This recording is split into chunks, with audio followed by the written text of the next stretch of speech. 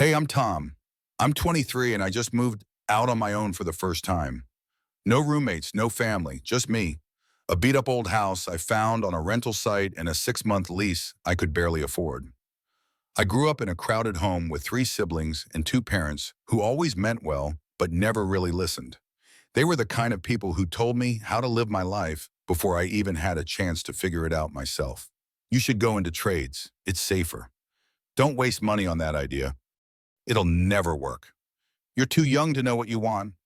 Maybe they were right about some things, but I needed space. I needed a chance to fail or succeed on my own terms. So I worked my ass off for almost a year. Odd jobs, deliveries, construction gigs, whatever I could find. I saved every dollar I could. And eventually I found this listing, a small older house about 40 minutes outside the city. It wasn't pretty. Paint peeling, weird smell in the hallway kitchen cabinets, hanging on for dear life. But it was mine. Well, for 6 months at least. And for the first time in my life, I could close the door behind me and not hear anyone yelling from the next room. The first week was chaos. No Wi-Fi for the first 3 days. Half the outlets didn't work. I had to kill a spider the size of my hand in the bathtub, but I was free, and that made everything worth it. I'd fall asleep on an old mattress on the floor, surrounded by boxes I hadn't unpacked yet, and still feel more at peace than I ever had in my childhood bedroom. I didn't know anyone in the neighborhood. At first, I didn't care. I wasn't here to make friends. I was here to figure out what the hell I was going to do with my life. I had ideas. I wanted to start something on my own, maybe a business, but I didn't know where to start. I had no degree, no connections, and no safety net. Just the stubborn belief that I could build something if I just had the space to try. And then a few days after I moved in, I met her. I was outside trying to fix a broken fence panel with a hammer that was definitely too small for the job. I must have looked like a complete idiot. That's when she walked up. "Need a real tool?" she asked, holding out a power drill with a slight smirk. I looked up surprised. She was tall, with soft eyes and shoulder-length brown hair. She looked like someone who had her life together. Confident, calm. "Yeah," I laughed. "This thing isn't cutting it." "I'm Sarah," she said, handing me the drill. "I live next door. Just saw you struggling from my window." I thanked her and we chatted a bit. She was 39, divorced, and had a 10-year-old son named Lucas. Her ex left when she got pregnant. She didn't talk about him much, and I didn't ask, but she made it clear she'd done everything on her own. Worked 2 jobs, at first slept in her car for a while when things got really bad. Now she ran a small online store and was finally in a stable place. I don't know what it was, but talking to her felt easy. She didn't talk down to me. She didn't try to tell me what I should do with my life. She just listened genuinely. And when she talked about her own struggles, it didn't sound like she was complaining. It sounded like she was proud of what she survived. Over the next couple of weeks, we kept running into each other. She'd knock on my door and bring me leftovers. I'd help her carry groceries. Lucas would come over and ask me if I had any cool video games. I started to look forward to seeing them. I didn't have anyone else out here, and being around them felt good. I remember sitting on my porch one night, drinking coffee from a chipped mug, watching the sun go down over the trees. Sarah came over and sat next to me. Didn't say a word at first, just sat there. Then she said, "You remind me a little of me when I started over." I didn't know how to respond to that. I wasn't sure if she meant it as a compliment or a warning. "I don't really know what I'm doing," I admitted. She smiled. "Nobody does." That night, I thought about how different my life had already become. 2 weeks ago, I was a guy sleeping on a friend's couch, wondering if I'd ever feel like an adult.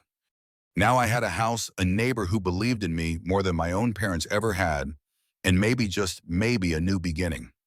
It was a Saturday morning when Sarah knocked on my door holding 2 mugs of coffee. No text, no warning, just a gentle knock, and her voice saying, "I hope you're not one of those people who can't function without caffeine." I wasn't, but I let her in anyway.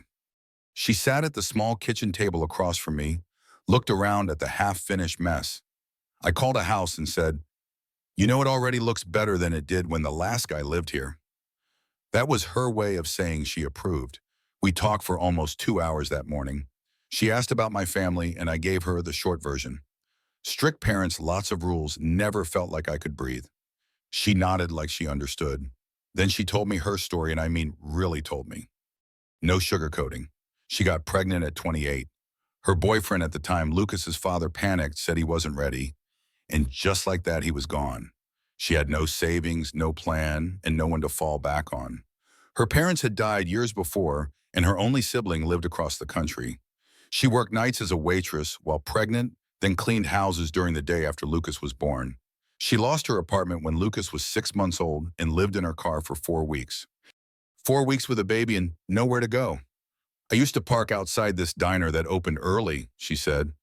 We'd sit in the back seat, wrapped in blankets, waiting for it to be light enough so I could bring him inside to warm up without people staring. I couldn't say anything. I just listened. Eventually, someone offered her a job managing online orders for a local boutique. And from there, she learned the ropes of e-commerce. A year later, she launched her own small online shop. Handmade candles, home goods, that kind of thing. It didn't blow up, but it made enough. She kept going. Lucas got older. They rented this house. She started feeling like maybe, just maybe, life had stabilized. As I listened, something shifted in me. I'd come here thinking I was doing something brave, leaving home, starting over. But she'd done all that and more with a baby in her arms. And she didn't just survive, she built something. After that morning, we talked more. Not every day, but often.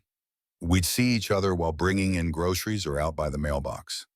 Lucas started coming over on his bike to ask if I wanted to play basketball. I usually said yes, and I started asking her for advice about business, about starting something of my own. I didn't have a product, a service, or even an idea, just this hunger to build something real. She never made me feel dumb for not knowing what I was doing. She'd just say things like start small or don't wait for permission. One afternoon, I told her I was thinking of selling custom wooden shelves. I had some tools and a little experience from working construction jobs. She raised an eyebrow and said, "You know how to cut a straight line?" I nodded. "Then try it. If it sucks, no one has to know." It was the first time someone older than me didn't try to steer me away from risk. She encouraged it. One evening, Lucas invited me over for dinner. Sarah made pasta, and we sat around their small dining table laughing about how Lucas had forgotten to do his science project until the night before it was due. It felt normal, familiar, even like I belonged there. I caught myself watching her when she laughed, the way she ran her hand through her hair when she was thinking, the way she looked at her son with love, sure, but also pride, like he wasn't just her kid. He was her reason for everything. Later that night, when I got back to my own house, I sat on the couch with the lights off and just thought about all of it. I couldn't deny it anymore. I was drawn to her. Not just because she was beautiful, though she was. It was more than that. She was real. She'd been through hell and come out stronger. She had something I didn't: direction, experience, resilience. And I wondered, what the hell did she see in me? I was just a 23-year-old with a patchy beard and a half-broken fence. I didn't have a career. I didn't even know if I wanted to sell shelves or start a YouTube channel. But every time we talked, she looked at me like I mattered, like I wasn't just some lost kid. There was this one night that stuck with me. We were sitting outside again on her porch this time. Lucas had gone to bed. It was quiet except for the cicadas and the distant hum of a neighbor's TV through an open window. "I don't usually let people in," she said. "In your house?" I asked. "In my life," she said. "But you, I don't know. You're easy to be around." I didn't know what to say, so I said the first thing that came to mind. "You're kind of amazing, you know that?" She smiled, a little sad. Took me a long time to believe that.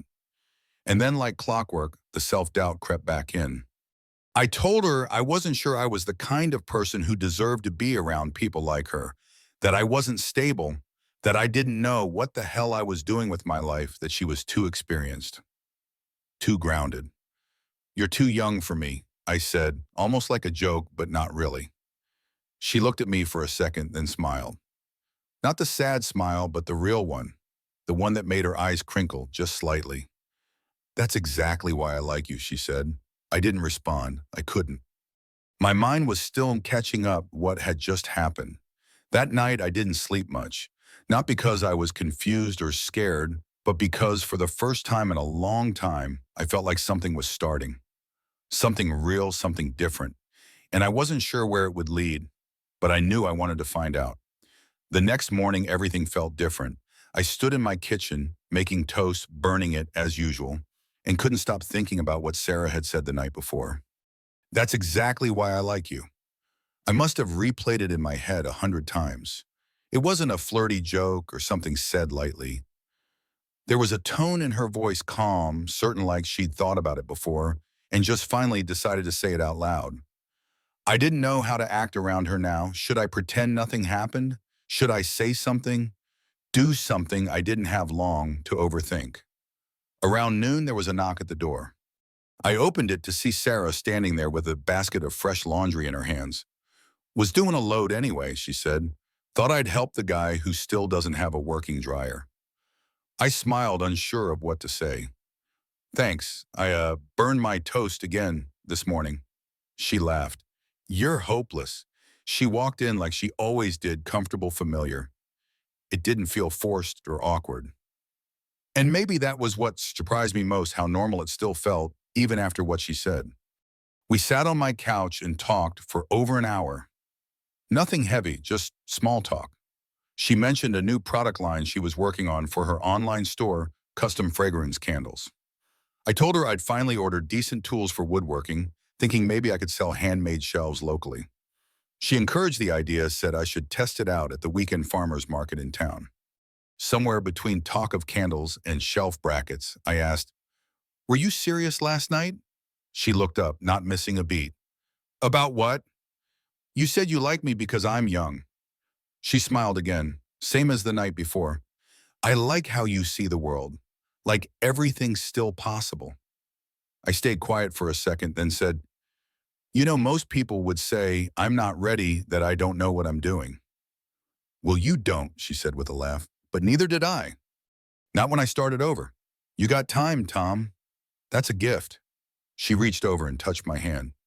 Not in a dramatic way, just lightly, but it made my whole body tense up for a second. You're not a kid, she said softly. I see that. Don't let the number scare you. That night I went for a walk around the block, just to clear my head. I passed her house.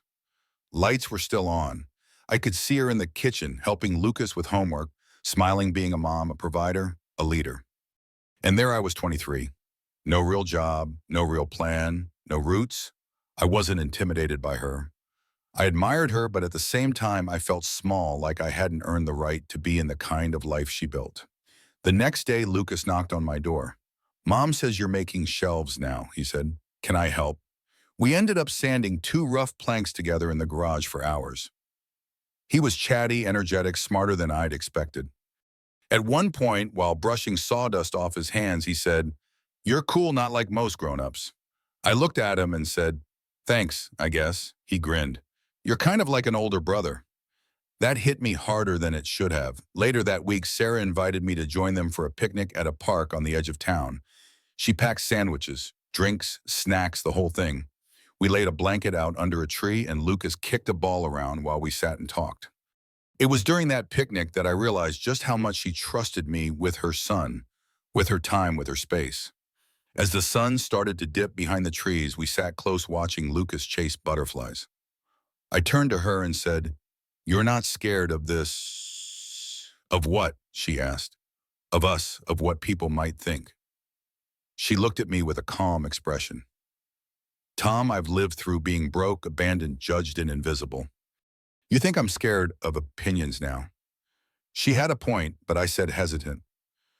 I don't know if I'm ready for all of it, for being a father figure, a partner, a man in this kind of setup. She nodded slowly, looking down at the grass. You don't have to be ready today, but if it's something you want, we can figure it out. And that was the thing. I did want it. I wanted the laughter, the coffee on the porch, the feeling of belonging. But what scared me wasn't a commitment. It was the idea that I might fail at something that actually mattered. That night, I didn't go straight home. I stood on her porch for a while, staring at the stars, thinking about how I'd ended up here. Then I knocked on her door. She opened it. No surprise in her face. It was like she'd been expecting me. I don't know how this ends, I told her, but I want to try. Am I? She pulled me inside quietly, warmly. No need for big declarations.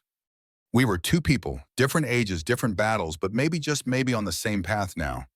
And for the first time, I didn't feel like I had to prove anything. I just had to be present. The next few weeks moved slowly, like the world had shifted into a quieter gear. Things between Sarah and me didn't suddenly become dramatic or overly romantic. It wasn't a movie. There was no background music or sweeping gestures. We just started spending more time together more intentionally. We didn't talk about what it was or what it wasn't. It just was. Lucas had gotten used to me being around. Sometimes he'd come knock on my door to ask if I wanted to throw the football around. Other times, Sarah would text me to come by for dinner.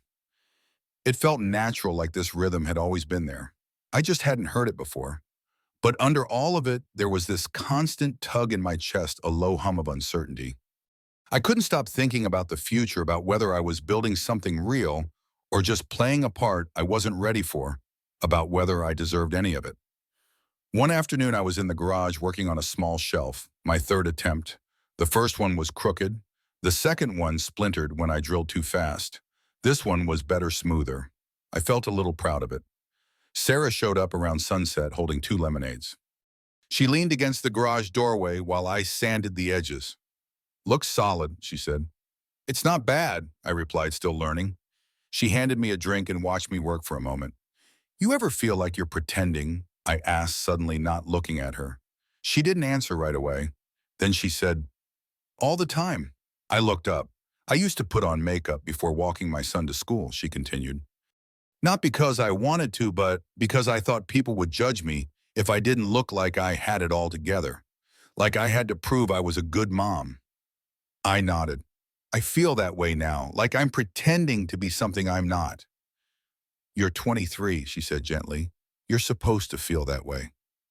I set the sander down and leaned back against the workbench. I care about you and about Lucas. And sometimes I think, what if I'm not enough? What if I let you both down?" Sarah walked over and stood in front of me. "Then we'll figure it out together." It sounded simple, too simple. But in her eyes, I didn't see doubt. I saw certainty, not that I'd be perfect, but that she wasn't expecting me to be. That night, I was invited over again for dinner. Spaghetti. Lucas insisted on grating the cheese himself, and half of it ended up on the floor. We laughed, we ate. Afterwards, Sarah and I sat out back while Lucas watched a movie inside. The backyard was quiet, lit only by the faint porch light and the slow blinking of fireflies. It was one of those moments where everything around you softens and even the air feels still. She looked over at me and asked, "Do you miss home?" I thought about it for a second. "No," I said. "I don't miss the house or the town, but sometimes I miss the version of myself that didn't doubt everything." "You were a kid," she said. "Kids believe anything's possible. Life tests that belief."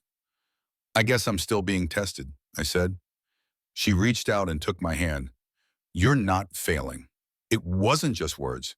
It was her voice. The way she said it, soft, steady, like she meant it more than I could understand. Later that week, I helped her at the market where she sold her candles. It was a small setup, just a fold-out table and a few display shelves, but she had regular customers. People stopped by to ask about new scents or reorder favorites. Some of them complimented her setup and smiled at me like I was part of it all. We made small talk, sold a decent amount, and packed up at the end of the day. Driving back, she looked over at me and said, "You were great today." "I didn't do much," I replied. "You were present," she said. "That matters more than you think." I looked at her tired hair pulled back, but smiling strong in the quietest, most consistent way. And I thought maybe that's what I want to become. Not flashy or successful in a loud way, but steady, reliable, present. The doubts didn't disappear, but they got quieter. That weekend, Lucas asked me to help him build a model rocket for school. We worked on it in the garage while he told me about a classmate who got in trouble for sneaking candy. I listened, nodded, corrected his measurements a few times. When we finished, he stood back and said, "Mom's going to love it." She will, I said. "You did a good job." He looked up at me, a serious expression on his face. "Are you going to be around?" The question caught me off guard. "What do you mean? Like later, next year, stuff like that?" I crouched down a little to his level. "I don't know exactly what's going to happen," I said, "but I want to be." He nodded, satisfied with that answer, and ran back inside to show Sarah the rocket. That night, she and I sat on the couch. The movie on the TV played softly in the background, but neither of us was really watching it. I glanced over at her, at the small lines near her eyes, at the way she pulled her feet under herself, cozy and calm. "I think I'm falling for you, son," I said without planning it. She didn't flinch, didn't look surprised. She just turned to me and said, "Then fall." It was quiet after that. Not the kind of quiet that fills gaps, but the kind that says, everything's okay. I didn't sleep much that night. Not because of stress this time, but because for the first time in a long time, I actually felt like I was building something real. It's been 7 months since I moved into that old, half-broken rental house. If you told me back then that I'd end up here, sitting in the backyard of the same house, watching a 10-year-old kid chase a soccer ball while his mom sips lemonade beside me, I probably would have laughed. But this is where I am, and I'm not just here by accident anymore. I'm choosing it. A few weeks after that night on the couch, after I told Sarah I was falling for her, and she simply said, "Then fall," something shifted between us. Not in a dramatic way. We didn't suddenly start calling each other boyfriend and girlfriend or talking about marriage. It was quieter than that, more honest. We just started living life together. I started waking up early, not because I had to, but because I wanted to help Lucas get ready for school. Sarah would make breakfast, and I'd pack his lunch. He'd joke that I always forgot the napkin, and I always did. I kept working on my shelves, got better at them too. Sarah helped me create a simple website. We set up a booth together at the farmer's market every weekend. Some weekends were slow, others were surprisingly good. One woman asked if I took custom orders.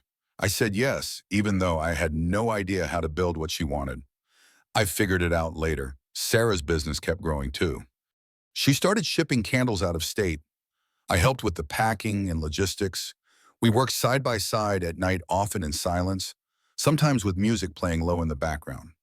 It felt peaceful, like building something together didn't have to be rushed or perfect. It just had to be real. Lucas started calling me T at first, then Tom.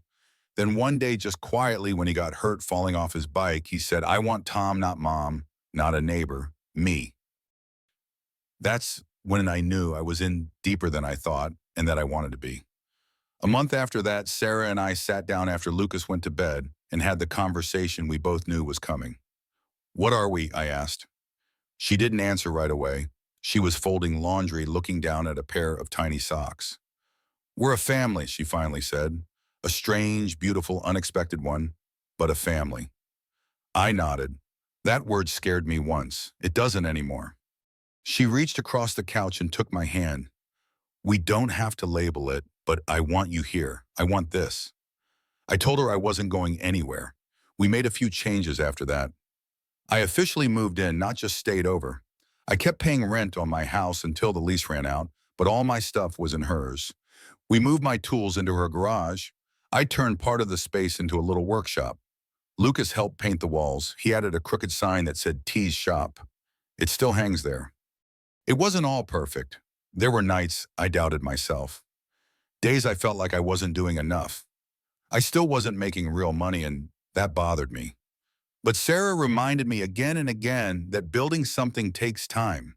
She knew. She'd lived it. Sometimes we'd sit on the porch after Lucas went to bed, just sipping tea, not saying much. And every now and then she'd look over and say, "You're doing better than you think." She started calling me partner when she introduced me to people. I liked the way it sounded, like I was earning my place, not just filling it. One evening we were sitting at the kitchen table going over an order list. Lucas was in the other room playing video games. Sarah looked up from her laptop and said, "You know what I like about you?" I smiled. "Besides my flawless handwriting," she laughed, "you didn't try to fix everything, you just showed up." That stuck with me. I didn't have to be anyone's savior. I didn't have to be rich or powerful or wildly successful. I just had to be present, reliable, real. And over time, I became those things, not just for Sarah, but for myself. We talked about the future, not in big dramatic white picket fence terms, but in quiet everyday ways, like how we'd handle Lucas's middle school schedule or where we might want to move when her lease was up. She asked if I'd ever want kids of my own. I said yes one day. Mom, she smiled. One night, Lucas came into our room holding a drawing he'd made at school. It showed three stick figures, one tall woman, one medium guy with a beard, and one kid in a red shirt. This is us, he said. Sarah and I looked at each other, and in that moment, we both understood something. We'd already become something permanent. Not because we planned it, not because we forced it, but because it grew on its own and we let it. Last week, I stood in my little garage workshop sanding down a new custom piece. The sun was setting and Sarah walked in holding a glass of water and smiling at me the way she always does. You have changed a lot, she said. Better or worse, I asked. Stronger, she said. More grounded. Still young, but not unsure anymore. I thought about that long after she went back inside, because she was right. I'm still young, but I'm not lost anymore. I'm not just proving something to my parents or chasing some abstract dream of independence. I'm building something real with people who matter. I didn't expect to find love with a 39-year-old single mom. I didn't expect to help raise her son or start a business with her or feel like this little rented house was home. But that's what happened. Tom and Sarah's story teaches us that life's most meaningful connections are built not on perfection, but on presence and vulnerability. At 23, Tom was a young man searching for his place, burdened by self-doubt and a lack of direction. Sarah, a 39-year-old single mom, had weathered unimaginable hardships, abandonment, homelessness, and raising a child alone, yet emerged resilient and grounded. Their unlikely bond shows that age, experience, or status don't define a relationship. It's the courage to show up to be real that matters. Tom didn't need to have all the answers to earn Sarah's trust. He just needed to be there to listen to care. Sarah, in turn, saw his potential, not his flaws, reminding us that true connection comes from seeing someone's heart, not their resume. This story challenges us to let go of fear, fear of not being enough, fear of judgment, and to embrace the messy, beautiful process of building something real with others. In a world that often demands we prove our worth, Tom and Sarah remind us that sometimes just being present is enough to change a life. Let's carry this lesson forward, show up for the people who matter, and let them see you flaws and all. What moved you about Tom and Sarah's journey? Drop your thoughts in the comments. I can't wait to hear them. If this story touched your heart, please subscribe and join our community for more stories that inspire and connect us. Let's keep growing together.